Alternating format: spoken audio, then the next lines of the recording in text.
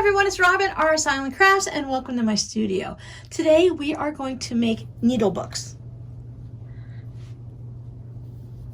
If you've been hanging out with me here on YouTube for a while, you have probably seen some of my previous needle books. I've had several requests on how to make these needle books, and I decided that today would be the perfect day to do that. So what are we going to need for this quick and easy needle book project? You need a piece of fabric for the outside of your needle book and a piece for the lining. For this one here, see how it has a little bit of structure to it. It's not super stiff, but it's also not floppy like your regular quilting cotton would be. I put some fusible interfacing in there. You can really use any kind you want. It all depends on how stiff you want your needle book or if you want it very pliable. And then you need something for your needle pages. I'm just using a couple pieces of felt. These needle books are also a great way to use up some of your scraps. So I have some of my brown scraps just stitched together. You can use a crumb block, you can use leftovers or create it specifically for this. And I have my lining, two different color pieces of felt just for fun. So for this one I have a scrap of Fusible fleece. I wanted to give this one just a little bit more of a quilted feeling. Because it's so small, I can just put this on and I don't have to worry about quilting it, but you could quilt it if you'd like. I will put all of the measurements for these pieces down below in the description box. But for those of you that like to hear the numbers versus reading them, you're going to need two pieces of fabric, one for the outside and one for the inside, and they're both going to measure 7 by 4.5 inches.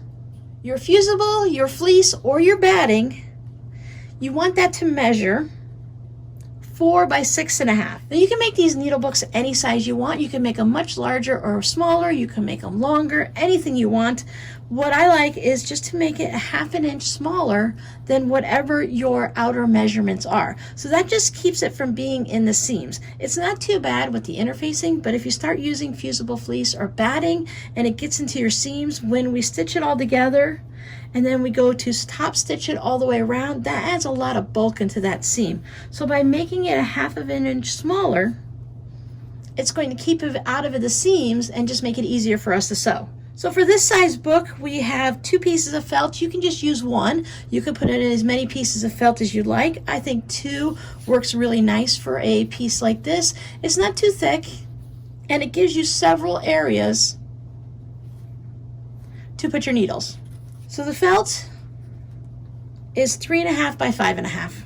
So you can see it's just a little bit narrower from the top to bottom here, and then we have a little bit of room on either side.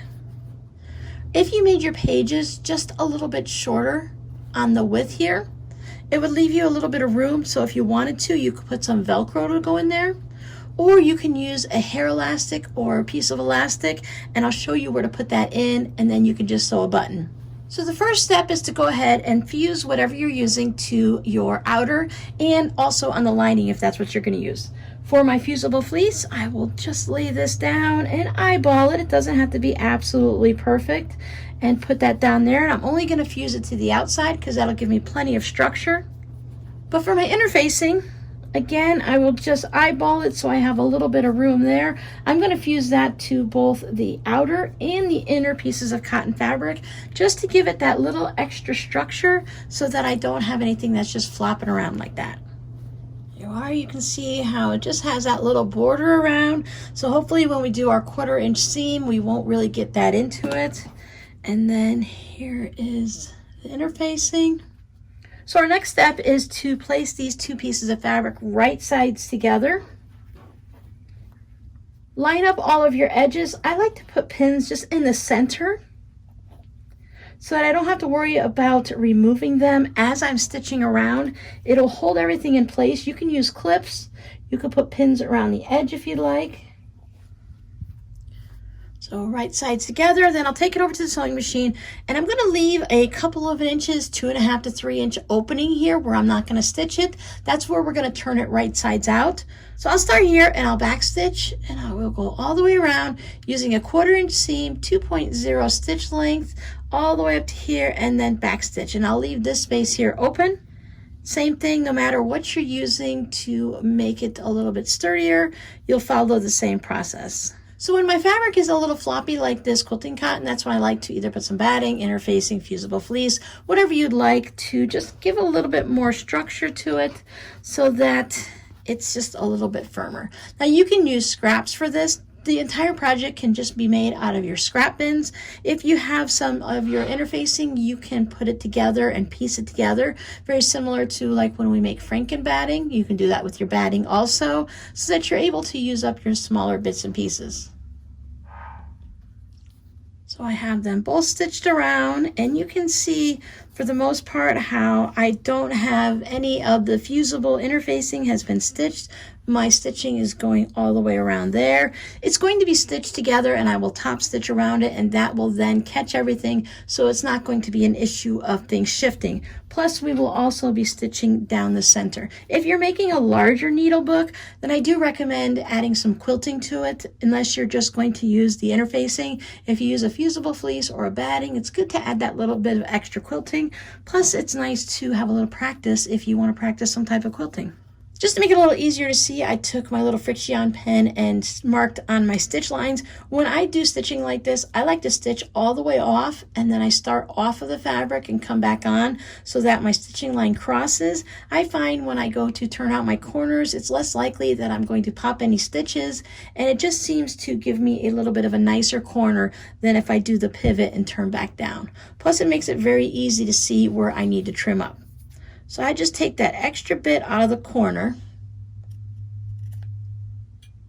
You can see that I don't go all the way to. Some people like to just go 1 or 2 threads away. I don't like to take that much off, but I will sometimes take a little extra off of the little spot here where it becomes very pointy. Anything that's going to be going in that corner area like that, when you turn it around, it's helpful to trim it out. If you want a larger seam allowance than 1/4 of an inch, you could always trim off any excess now and bring it down to about 1/4 of an inch. And I would do that on however many I happen to be making. These are a really great project to make in an assembly line and make several at the same time. I'm actually going to be making 20 of these. Find that spot where you left it open for turning. I like to go all the way down to the opposite corners and not grab this first one yet. I'll put my finger in there and I'll put my thumb and I'll just pull that out. Go down. This time I'll put my thumb on the inside and my finger on the outside, and that just helps me to poke that up and bring that out just a little bit easier. Same process if you've quilted it and used batting or the fusible fleece. You can leave your opening quite large. If a 2.5 to 3 inch opening is not large enough for you, you can go ahead and leave it a little bit larger. We're going to close it up when we do our top stitching. We do have a lot of room all along this. You just want to stay a good decent 2 inches maybe from the edges, 1.5 inches. Just stay away from those corners, because it's really hard when you have to pop out the corners and your stitching is really close. I like to use a crochet hook just to start, to bring any extra out. Whatever you're using, just be really careful that you don't poke it through. If you do poke it through, just turn it back around and go back underneath your machine, and wherever the hole is, just make your stitching go in just a little bit closer so that it covers up that hole and it closes it so you don't have to worry about it. Which is why I don't usually use a pair of scissors to do this. I know some people have really good luck doing that because they have a nice point to them, but I always have bad luck and end up poking my scissors right through. There's also little corner turners that you can use. This one happens to be a flamingo. Just be careful that you don't poke it through, because remember, we don't have any batting or interfacing on these corners, so it's just those 2 pieces of fabric. You want to take this over to your ironing station, and you want to bring your 2 pieces from the outer and your lining fabric, and you want to bring those pieces back in. And it's a little bit harder on this one. I will fuss with it a little bit at the ironing station, but on this one you can see it really wants to close up easily. This one just happens to have all those extra seams, and remember, we have that fusible fleece in there. So if you want something quick and easy, the fusible interfacing is the best. You take that over and give it a nice press all the way around. Try your best to get some straight edges and to have it so that when you look at one side, you only see this fabric, and when you look at this side, you only see that fabric. Now we'll go back to the sewing machine, and with 1/8 of an inch, just top stitching, we are going to go around all of our little needle book cover and back stitching when you're done. When I'm doing my top stitching, I like to start just before wherever my opening is. That way I know that I'm paying attention and I can make sure everything's tucked in and it's all nice and even. And then when I get past here, then I can go super speed and just cruise all the way around. So I'm going to do that on both of these. There we are, nice and easy. And you can see how it's not floppy anymore. And then here's the brown one, and I made sure everybody was all tucked in nicely. I'm going to take these over to my ironing station, and I'll fold it in half, and I will give it a good steamy press here. Same with this one. I want to find that center point. I also want to take one of my pages, whatever page that you are going to have on the top. So if I want to have the light one on top of the dark, these two won't matter, because we want to find the center of our pages. And there's no sense trying to do it with both of them because it's quite bulky. We could take this over to our iron and give it a nice press. Now, if you're using a wool felt, you can hit it with your iron, no problem. If you're using some type of an acrylic, I keep a pressing cloth at my ironing station. So I will line up my felt, just fold this over so I can give it a nice press, because acrylic felt will melt if you hit it with a hot iron. By pressing all of the pieces in half, it's going to make it easy for me to line up my pieces. Line up my two felt pieces so they match. Line that up in the center. I have these big clips that can come in on the side and hold it like this. Or you could put some regular clips on it. You can pin it.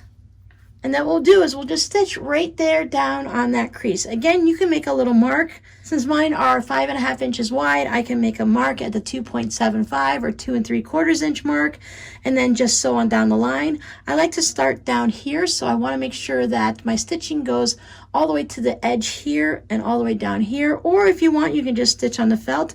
But by going that little extra there, I feel like it's helped secure the felt in place. Stitch down the center. Remove all my clips. You can take this back over and give it another good press, and then I have a finished needle book. Now, because I have the fusible fleece in this one and all of the little seams from using my scrappy one, you can see that this one is a lot thicker than just the simple one like this. So it all depends what you're looking for and what type of fabric you have. If you have a whole bunch of little scraps, you have some crumb blocks that you made and you don't really like the way they look, so you can go ahead and use them on a little needle book, or you can just use some fun fabric. You can see just by giving it that one good press anyways that they lay nice and flat and they stay closed. But I want to show you how you would use a piece of elastic or hair tie and add a little closure to it. They're so simple, I don't worry about having a closure, but I know some people would like them to be closed.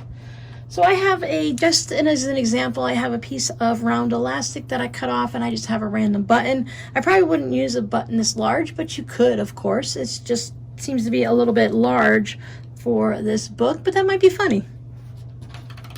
When you're at the stage where you have your interfacing or whatever you're going to use in the center, your fusible fleece or your batting, and you have both your lining and your outer ready to go, when we went to this point and we stitched around right side together, before doing that, on one of the sides, if it doesn't matter which is the front and which is the back, I like to put it on the back, of course, so that it comes around to the front. If you put your elastic here on the front, then you'd have to put your button on the back, so it makes sense to have it on the back. Fabric like this doesn't matter left or right, but if you did some type of an embroidery on here, if you put a big R for my initial for Robin, and you knew that this was going to be the front, then you'd want to make sure you put it in the back.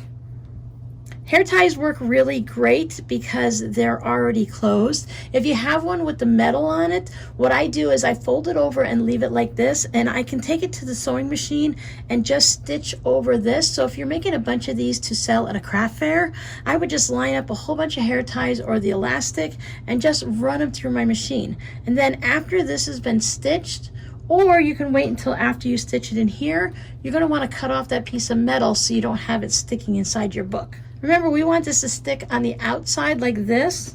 If we were to stitch it here, it would not be on the outside. It looks right as we're looking at it, but we're going to be putting everything together and flipping it around. So we want to make sure that our elastic, so you can see it a little better, our elastic is on the inside. So even though it has a little bit of stitching on there, you can wait and just do it here and then trim off that metal. But I like to take it, find the halfway point if that's where you want to put it. Then I do 1/8 of an inch so that I'm within that 1/4 inch seam allowance, and I just stitch over it a few times. That way it's going to stay there and I don't have to worry about it as I'm stitching it around. For something that's a little fiddly like this, I really prefer to do a little stay stitching and just keep it in place. Otherwise you can put a clip on it or a pin. You could try putting some glue there or some tape, but it's just easier to lay it down. A couple stitches with the sewing machine and it'll hold it in place for you perfectly. So then when you turn it around right sides out and this is all stitched, it would then be sticking out right here. As you're doing your top stitching along here, you can stitch over it a couple times just to secure it, because if you're going to be using the elastic or whatever to tie it, this is going to be a stress point and you want to make sure it is in there good. You've already put little stitches in there just to hold it in. And then we're going to stitch around when we do these two together. So you're going to stitch around. You can stitch over it a couple times right there. And then when you get to this point, you can just stitch it over once or twice. And after everything's together, you'll bring this around and figure out where you want your button to be. So if this is where my button's going to be, I can bring this around and close it up to make sure it's going to be in the right spot. Then you just take some type of a marking tool and just put a couple marks in there where the little holes of your button are going to be. This doesn't work as easily with a shank button. You can use it, but a shank button tends to be a little wobbly, so the ones with the holes work a lot better. But I like to just have it like this and it works perfectly fine. I've been using ones like this for several years now and they do perfectly fine, because when you put your pins in, they're going to be in your book, so when you close it, it's not like they're just going to fall out because they're just hanging around loose. You're going to have them stuck into your felt. And that's what it looks like when you make 20 of them. And this is what it looks like when your outside fabric is so pale of a pink that you think it's the lining and you sew it reversible, which it all works out. So my takeaway from making these with different things is I definitely prefer the not super light interfacing, but more of a lower end medium, not the really stiff interfacing, which would work fine too. I find that the interfacing is much easier to sew through and makes a nice tighter little book than it does when you use the fusible fleece. Now the fusible fleece is excellent and it works great. It's nice and quick and easy and it's fusible, but so is the interfacing, and I think I just prefer that a little better. It does make a nice little floofy, squishy little pillow looking little needle book, and if that's the look that you're going for, then use the fusible fleece or some batting. So your code word for this week will be stab, because anytime I'm around a needle, I always tend to stab myself, but luckily I was very careful this time and I did not get any stabs or pokes. If you're interested, all of these needle books are going to be listed in my Etsy shop, so if there's anything that you are interested in, please pop over to my Etsy shop. It's down below in the description box. I love the giraffe one. And see if there's a needle book you like. Thanks for hanging out with me. I'll see you guys in the next video. Bye.